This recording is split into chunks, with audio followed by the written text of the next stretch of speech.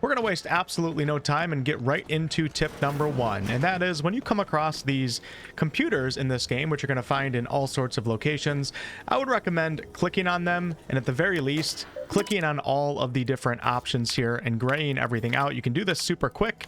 Now, if one of these computers is associated with one of your quests that you already have active, you'll get a little summary in your quest log as to what you actually read. If it's not associated with a quest, though, some of the information in that computer might actually be stored in a way in your character's head, even though you didn't read it yourself. And later on in the game, you might be speaking to an NPC or doing something where the information that your character got from this computer will actually be useful, and it might present you with some new special dialogue options that can further a conversation, give you more details, or even sometimes create alternate pathways and different outcomes that can occur. So I'd recommend clicking on all of them, and at the very least just going through the dialogue quickly, or the options quickly. You don't have to actually read them yourself, but you can also do that if you want as well. Beginner's tip number 2, loot absolutely everything that you come across in this game. Encumbrance is not an issue in this game. You do not have encumbrance levels, so that's not something that you have to worry about.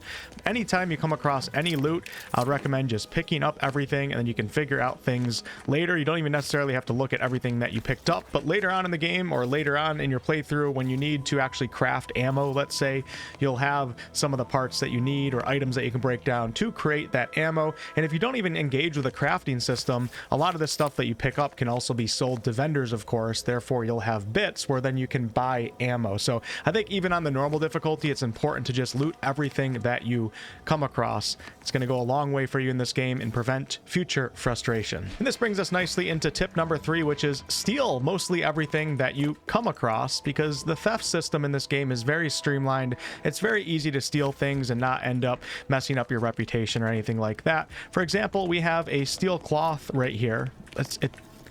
It's not a steel cloth, it just says steel cloth. I don't know why I thought it was a steel cloth. And in a lot of RPGs, you would think you can't just pick that up, right? Because it's showing red and it shows that you have to actually steal it, and there's an NPC right next to it. Well, in this game, all you have to do is simply just grab it.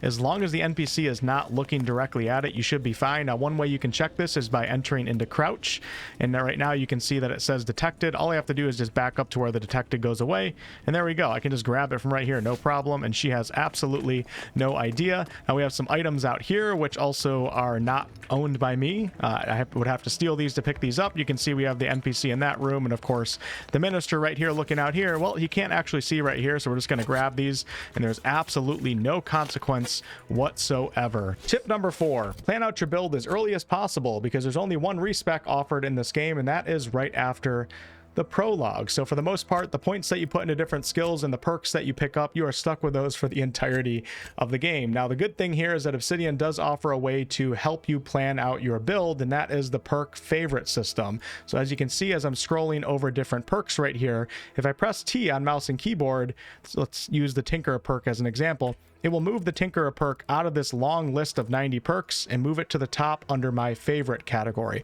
Now, this doesn't unlock the perk, but it does organize the perks that you're interested in into one category, so you can plan out your build and you don't always have to be overwhelmed going through this huge list. Now, keep in mind, on the perk list, you can organize these to be organized by different types of skills. For example, all the skills that have the wrenches right here are associated with the engineering skill. All the skills that have the gun are associated with the gun skill. But really, I recommend at least somewhat planning out a build. Otherwise, you'll end up like me, and 3/4 of the way through the game, you will not have a build that you like, and you are stuck with that no matter what. Quick information tip here. Over the course of the game, max level is 30. You get 2 skill points per level, but you start off with, I believe, 4. So you end up having 64 skill points to spend if you make it to max level into different skills here. And you'll also be able to pick up a perk every other level. So 15 perks in total, as the game's max level is 30. So keep those numbers in mind when you're planning things out. So if you end up having a bunch of favorite perks here, you have a bunch of favorite perks that all require 20 in different skills, well, you might not be able to actually pick all of those up, because you're only going to be able to reach 20 in 3 different skills, and that is if you actually focus only on those 3 different skills. So keep that in mind. Tip number 5. And by all means, you don't have to listen to my advice here, but I am going to recommend that you actually specialize in a few different skills in this game. Don't go for the jack of all trades unless you know what you're doing, because I found, as someone who kind of went for the jack of all trades, I did 2, you know, into sneak, 2 into hack, 4 into explosives, 6 into observation. What I found is, as you get further into the game, into especially the second map and beyond, you end up coming across a bunch of skill checks that require, let's say, like 7 or 8 into a particular skill in order to pass those skill checks. Now, this is on the first map right here, but as you can see, I need lockpick 3. On the first map, you can get away with jack of all trades, but when you get further into the game, you're going to be coming across a lot of lockpick checks that require 10, 12, maybe even 14, and if you've spread your skills too thin, there's going to be a lot of things that you can't interact with. So the skill checks do progressively get harder and harder as the game goes on. They do keep a few that are a little bit lower level, but towards, you know, the second half of the game, you don't want to be stuck not being able to really do hardly anything. I would recommend, this is just off the top of my head though, to have maybe 2 to 3 skills that are at least 10 as early as possible, so that way you can kind of gauge what you'll actually need in those skills, and it doesn't end up being too late for you. Maybe you're like 3/4 through the game and everything you have is at like 4 to 6, and it's going to take you forever to get something to 12. If you have at least 3 skills that are 10 plus, you can, you know, just go farm a little bit of XP, and then all of a sudden you're able to do more lockpicking on that map or more engineering. Tip number 6, use the third-person perspective in stealth situations. So let's say that I was trying to sneak into this bar right here.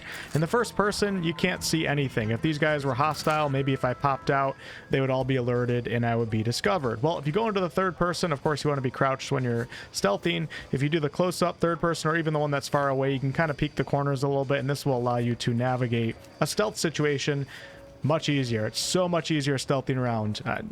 Really, you're going to want to take advantage of this, or don't. I mean, you don't have to, but if you want to get through those situations easier, third person's the way to go. Tip number 7 also deals with stealth, and I'm going to bring you to an item that I don't think you're going to want to miss. So I'm at the starting town right here on the first moon of Eden called Fairfield, and what I'm going to do is just go behind the buildings on the left right here. And in this field back here, you are going to find a scarecrow with a bucket on top, and this item is such a fun, cool item. What it basically does is when you put it on, your character goes invisible when not moving, with the caveat of not being able to go into the third person, and also you just can't really see that well. So it's a very annoying item, but it's also extremely fun and very, very powerful in stealth situations where you feel like you just can't really do it even with the third person. You can even use this directly in front of enemies and they won't be able to even see you. So if you're not moving, you're obviously invisible, but all you have to do is just kind of etch forward a little bit. Let's say Niles was one of the enemies right now trying to detect me. As I etch forward and move, his detection meter is going to start going up, but then you just let go and then your character goes invisible and they didn't detect you, and then you do it again and then the same thing happens, and then if the enemy turns around, then you can just start moving, and then when they turn back towards you, just stop moving. You can get through any stealth situation with this item. It's quite fun. It's a cool item, extremely overpowered, but I think you should not miss it, so don't miss it. Up next is going to be another item tip. So this is going to be a don't miss the rookie's reward weapon. So on your ship, which you'll be on as early as finishing the prologue, if you go into the back room down here where the crafting workbench is and you kind of jump up on the crates, you'll be able to disable power. And what that does is it unlocks that cage right there. You can't unlock that cage when you have like 12 lockpick or something like that. Once you unlock this cage at the start of the game, you get the rookie's reward gun. This is a really useful gun to have. Act 1, in my opinion, is pretty underwhelming when it comes to finding guns and loot, so I definitely recommend picking this up to at least have it. You don't have to use it if you don't want to.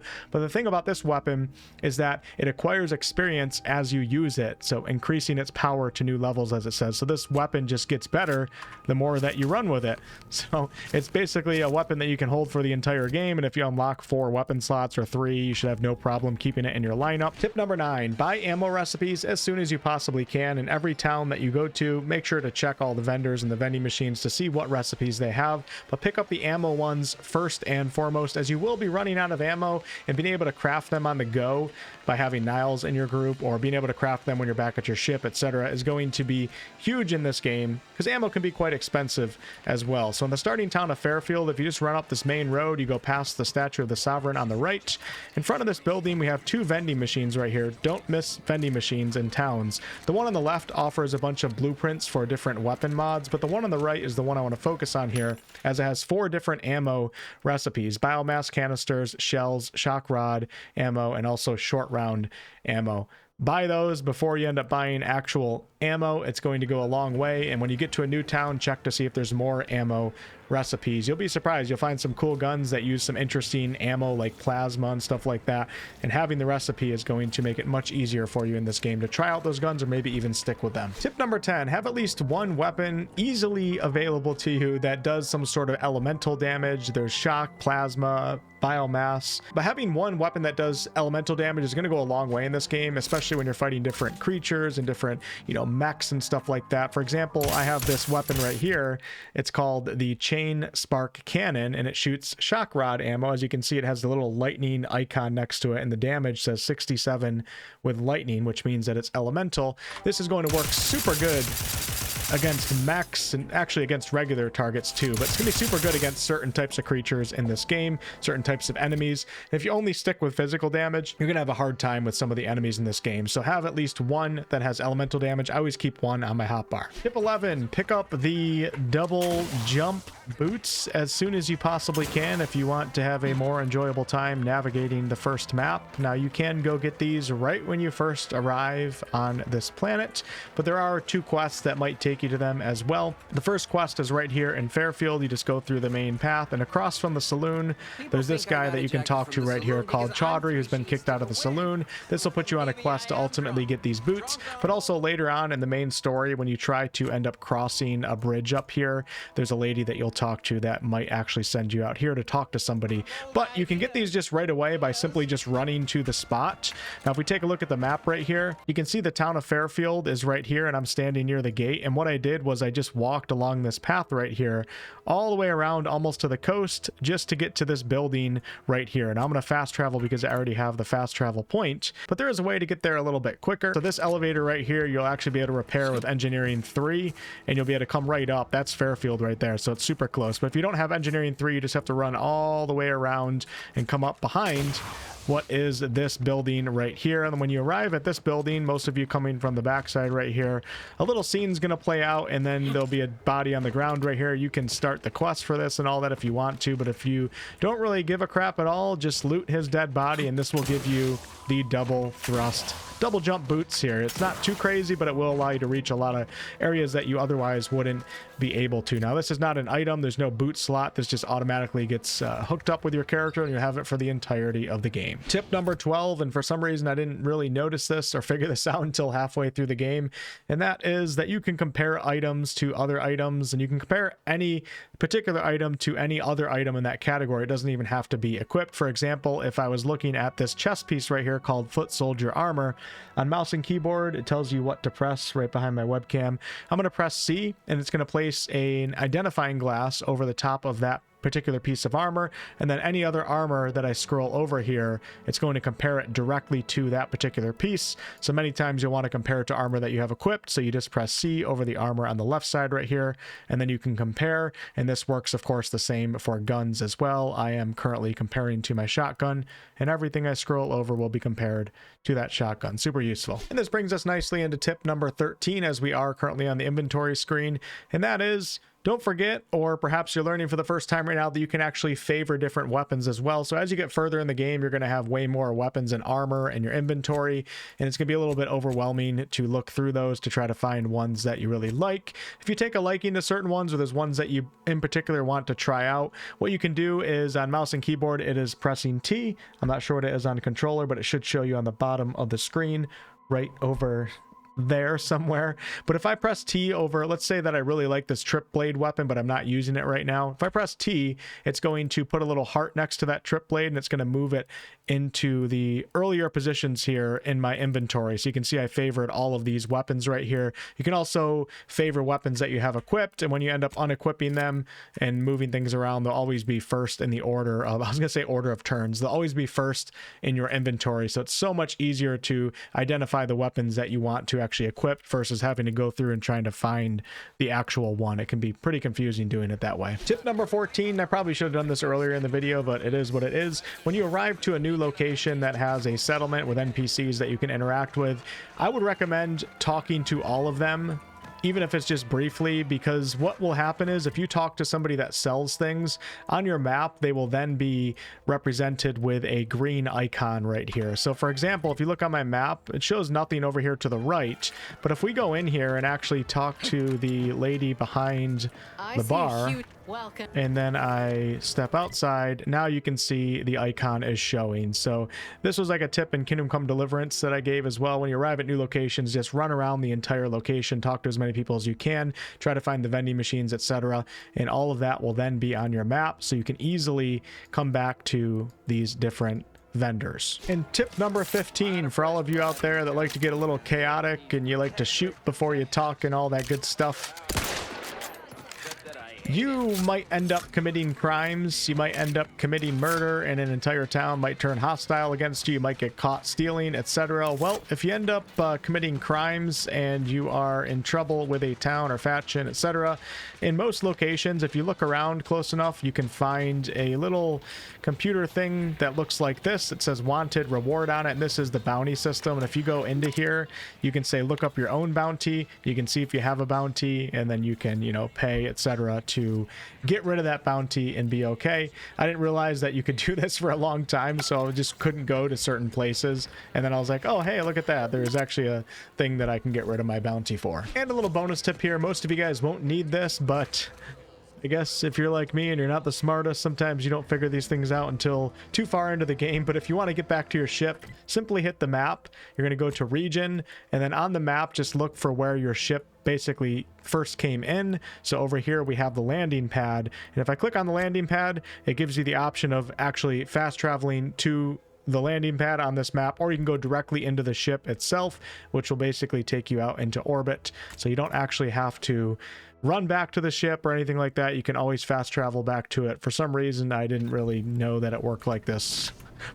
So I'm including it as a bonus tip, but as you can see, I'm back on the ship right now. And that's going to be it for this video. Thank you all so much for watching. I'm sure I could have done another 15-20 tips, but these are the main ones that I wrote down on my sheet as I was playing, things that I wish I knew a little bit earlier, or that I understood a little bit earlier. So hopefully some of these are helpful to you. Enjoy your run in the Outer Worlds too, and I'll catch you on the next one.